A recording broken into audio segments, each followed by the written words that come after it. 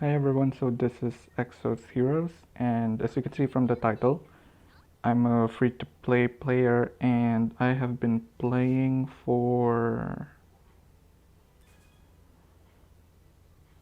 around 38 or 39 days because I've completed the first month already. So far, here are my achievements as a free-to-play player. I'm currently at chapter 9. I haven't really been moving in the story for about 2 weeks now because I've decided to train my weaker characters instead, so I haven't leveled up my main ones yet. And here are the heroes that I have so far.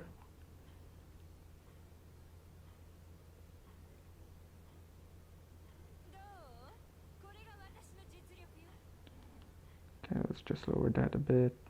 And currently it's filtered by combat power, and let's just change that to tier. So maybe you already know this, but just to recap, there are I think 4 tiers in this game. Oh no, okay, 5. So we have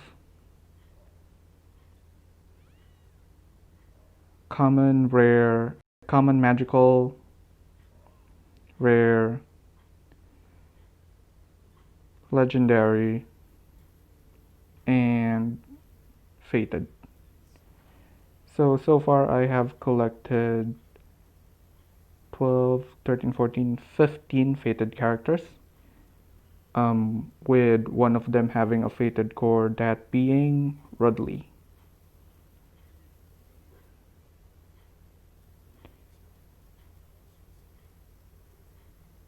So I've heard a lot of people complain regarding the gacha rates, and I think really it is just luck based. My friend who I encouraged to start playing this game, so far he got all the.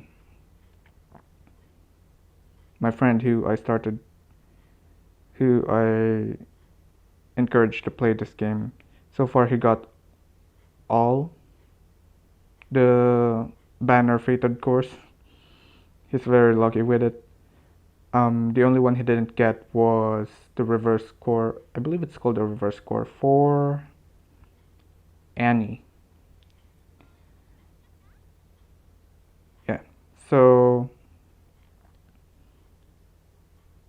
here's all the heroes that I've collected so far. As you can see, some of them I've already gotten some duplicates with Sabrina, Bernadette, Anastasia, and Baelish. I got Baelish before his banner was introduced, but yeah, even when I pulled on his banner, I didn't get his fated core, which kinda sucks. And my other reverse core is Liunin. So here's his original look. He's basically a martial art Buddha guy, and his reverse core is a little female chef, which is really fun. But I do hope that they do amend her skills because there's no change from it. With or without the fated core, there's no change with the damage nor effects. The only thing that changes is um, the animation. So yeah, so far by pure combat power or total combat power, that which includes HP, defense, and everything else, my most powerful would be Sabrina. And oh, I've gotten this gear through the event, and I haven't even placed this legendary gear yet. I mean fated. Anyway, so a lot of people have also been comparing this with Epic 7 saying that this game is that Exos Heroes is pay to win, which is true to some extent, but they never really do clarify. The pay to win part is only in the online PvP. In everything else, you can win just by upgrading your gear. So, oh sorry. Um, Hang on. It's lagging because I'm using an app to record. Anyway, so you upgrade your gear or polish it, as the game would call, using these materials, or you could also use other gears to level it up if you want. All of these gears, these materials, you can get them through the daily missions, which if you've already done once in a week, that's basically it. You just have to click like auto finish. It won't even go to an auto battle anymore. There's no need. So like this one in Experience Sanctum. So that's available 3 times per day. Once you finish it, just finish it once in within the week, within the new week or the next week, depending on how you call it.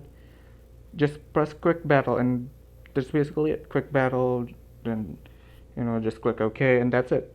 You'll already get these rewards at random, of course. So yeah, the daily missions aren't really that time consuming. What's time consuming is the daily quest.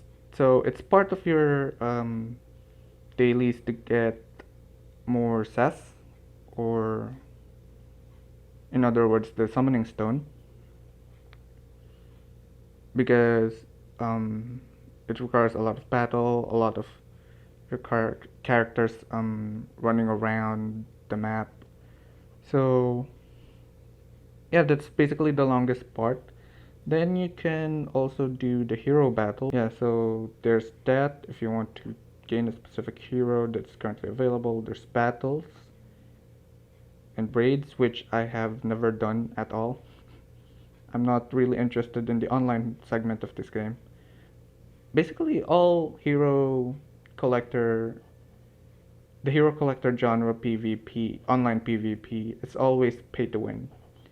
And I don't really mind that it's pay to win, because the game has to earn money to sustain itself. And the devs did create this, of course, to earn money from it.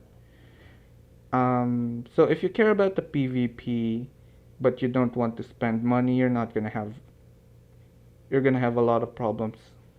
You are gonna have a lot of problems with it. If you just want to collect heroes because you know, hang on.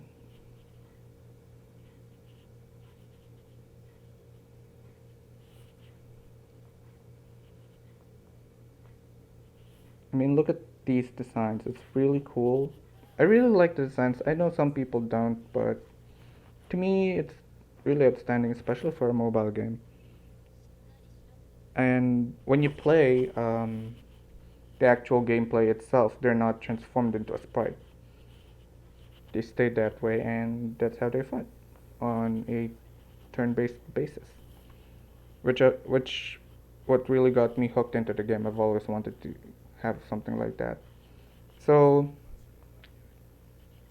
the animations are also very cool. I I don't get I've played Epic 7 before, and then I've read that some people are saying that the animation is better in Epic 7, which I don't really get, because maybe for uh, I've watched special the skill animations of the highest tier heroes in Epic 7 on YouTube, and they're nowhere anywhere close to the Fated Heroes skill animations here. I mean, Look at Sabrina's basic attack. And then her first skill.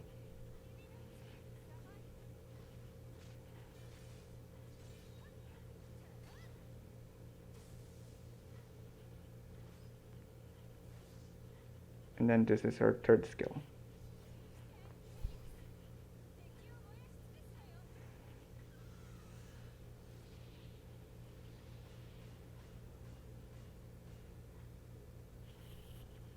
Epic 7 doesn't have anything like that because they use 2D animation and it's 2D sprite animation. So, which is fine. I'm not saying that, that it's bad. It's just that animation wise, it is Exos Heroes and Epic 7, there's no comparison. Exos Heroes takes the cake.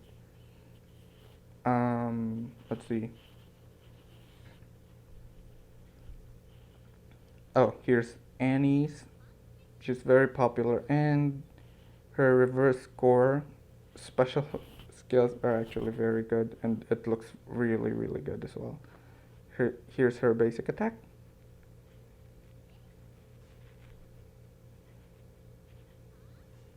And then her first skill.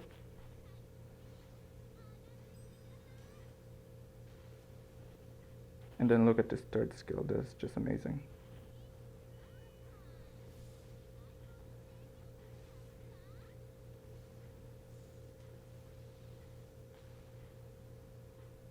Beautiful. So, yeah. Sorry about that. My phone's almost full. And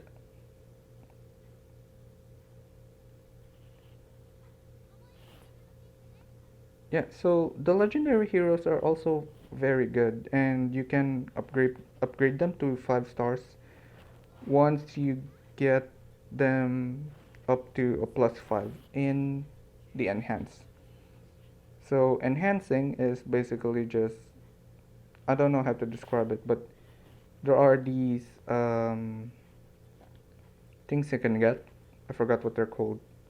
What they're called. You can get them in the dailies actually. I just use quick battle to get them, and the it will show the percentage of how much luck you'd have actually getting a +1 for that sacrifice. And there you go. You can also sacrifice your heroes, some heroes actually. Depending on you, it's actually your decision to make, like that. So once you get them to a +5, then you just max out their level. For legendaries, the max level is 61. You can then bless them. So transcendence isn't really needed. Transcendence is when you get a duplicate character and you want to increase the level cap of that character, then do it. So usually I do that for the fated heroes, at least for the ones I like. So yeah. What else? So yeah, the PvP part is the only part that actually requires you to spend money if you want to be at the top 1% of any game, of any online game. That's, I guess, not a fighting game. You're gonna have to spend money, I think. I haven't actually played any game that has an online PvP, at least a mobile game that doesn't have those kinds of microtransactions. Because the games in itself are free once you can start playing them right away. A lot of people are saying that Epic 7 is better, but when I tried Epic 7, I've also played it I actually played it 2 months, about 2 months, because my friend really encouraged me. We did, uh, he really gave me a good guide, but my luck there was shit. I mean, about, um, after about 2 months, I stopped playing because I only have one 5 star. Um, and that was the first role where you are guaranteed a 5 star. After that, I never got a 5 star again. So I just stopped because, yeah, I have no luck in that game. So I do understand that some people are quitting here because they're not getting fated characters, which really sucks. And that's kind of the point of the game, a hero collector game. But when people say that it's pay to win, it's not. I mean, it's pay to win PvP. That's it. But you do have like missions, and a lot of people, a lot of people are saying that, oh, they don't. As an RPG, it fails because they can't. Oh, it's burned by the dragon. As an RPG, it fails because you can't see your enemies' stats or anything. Well, maybe not the exact stats, but you can see their level. You just need to long press C. Oh, okay, their exact stats are here. So attack, defense, HP, then all their skills and their passives, including their level, their type, and their element. It's right. It's right there, and you can also view this within battle. So yeah, this part is where those who have finished it give their comments. Some people give tips or like what you need to know going in. Um, Here's the mission progression.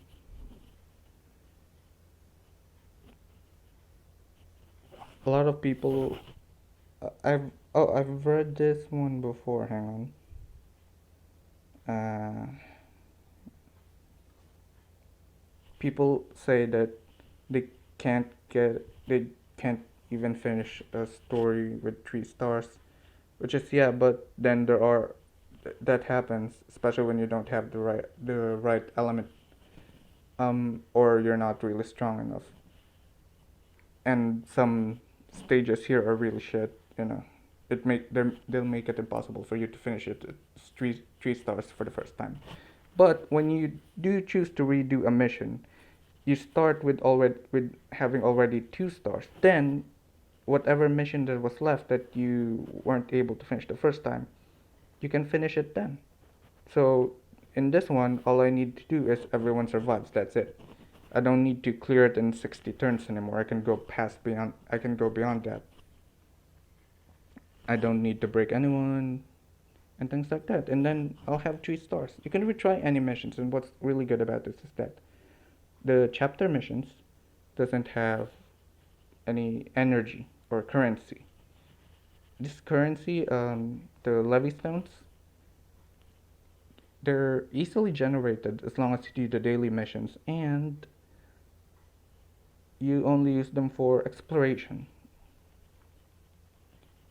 So it has more leeway than Epic 7, and you can play as much as you want, you can do as much as you want. And there is a petty counter in the recruit when you're summoning or pulling for heroes. So here we go. Currently it's Baracas.